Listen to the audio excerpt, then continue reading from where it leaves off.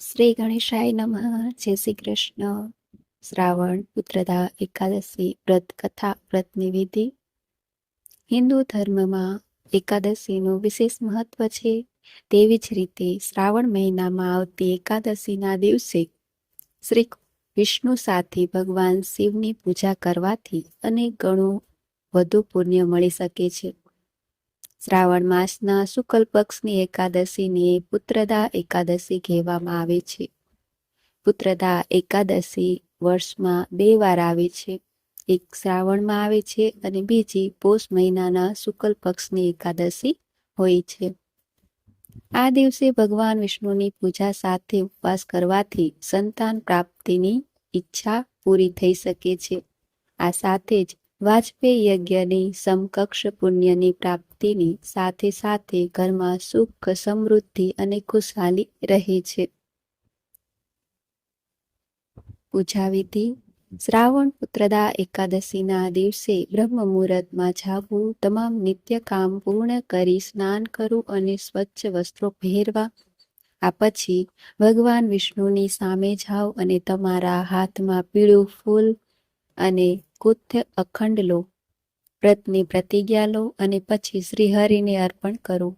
આ પછી પૂજા શરૂ કરો. શ્રી વિષ્ણુની મૂર્તિ અથવા ચિત્રને લાકડાના પ્લેટફોર્મ પર પીળું કપડું ફેલાવીને સ્થાપિત કરો. આ પછી ગંગાજળ, પંચામૃત વગેરેથી સ્નાન કરાવો. આ પછી પીળા ચંદન, ફૂલ, માળા વગેરે અર્પિત કર્યા પછી ભોગ સાથે તુલસી દળ અર્પણ કરો. આ પછી પુત્રદા એકાદશી વ્રત કથા, શ્રી વિષ્ણુ મંત્ર, વિષ્ણુ ચાલીસાનો પાઠ કરો અને અંતે ભગવાન વિષ્ણુની આરતી કરો. આ પછી આખો દિવસ ફળો પર ઉપવાસ કરો. પછી પારણના શુભ મુહૂર્તમાં પૂજા વગેરે કરીને ઉપવાસ તોડો. પુત્રદા એકાદશી વ્રત કથા. બાળકના સુખ, સારા સ્વાસ્થ્ય, પ્રગતિ અને સમૃદ્ધિ માટે હિન્દુ ધર્મમાં ઘણા ઉપવાસ કરવામાં આવે છે. તેમાંથી એક છે સાવન પુત્રદા એકાદશી વ્રત. તેના નામ પ્રમાણે આ એકાદશી વ્રત પુત્રની પ્રાપ્તિ માટે કરવામાં આવે છે. એવું માનવામાં આવે છે કે આમ કરવાથી વ્રત કરનારનો ખાલી ખોળો જલ્દી ભરાઈ જાય છે. પુત્ર પ્રાપ્તિની ઈચ્છા પૂરી થાય છે. આ વર્ષે શ્રાવણ સુદ પુત્રદા એકાદશી પૂર્વકાળની એકાદશી વ્રત કથા પૂર્વકાળની વાત છે. ભદ્રાવતીપુરીમાં રાજા સુકેતુમાન રાજ્ય કરતા હતા. એમની રાણીનું નામ ચંપા હતું. રાજન ઘણા સમય સુધી વંશ ચલાવનાર પુત્રની પ્રાપ્તિ ન થઈ.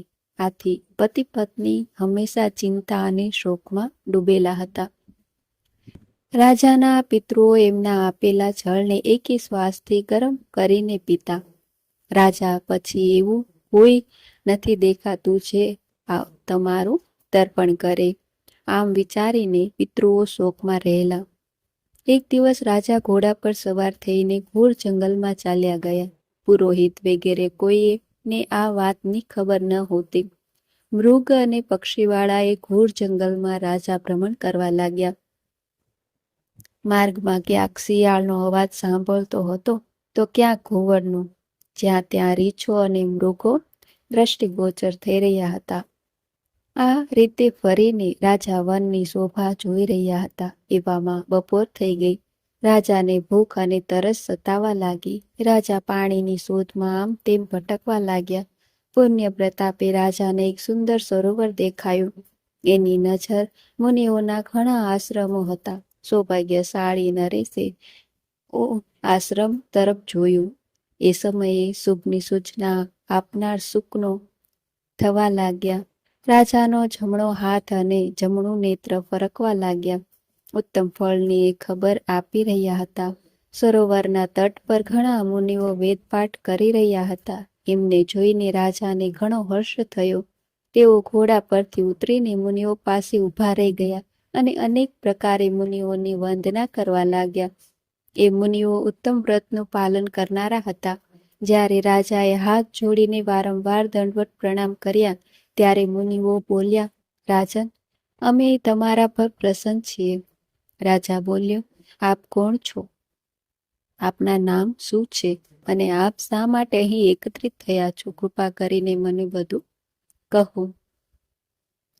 મુનિઓ બોલ્યા, રાજન, અમે લોકો વિશ્વદેવ છીએ. અહીં સ્નાન માટે આવ્યા છીએ. મહા મહિનો નજીક આવ્યો છે. આજથી 5 દિવસ પછી મહા મહિનાના સ્નાનનો પ્રારંભ થઈ જશે. આજે જ પુત્રદા નામની એકાદશી છે. વ્રત કરનારા મનુષ્યોએ પુત્ર આપે છે. રાજાએ કહ્યું, વિશ્વદેવગણ, જો આપ પ્રસન્ન હો તો મને પુત્ર આપો. મુનિ બોલ્યા, રાજન, આજના જ દિવસે પુત્રદા નામની એકાદશી છે. એનું વ્રત ઘણું જ વિખ્યાત છે. તમે આજે આ ઉત્તમ વ્રત કરો.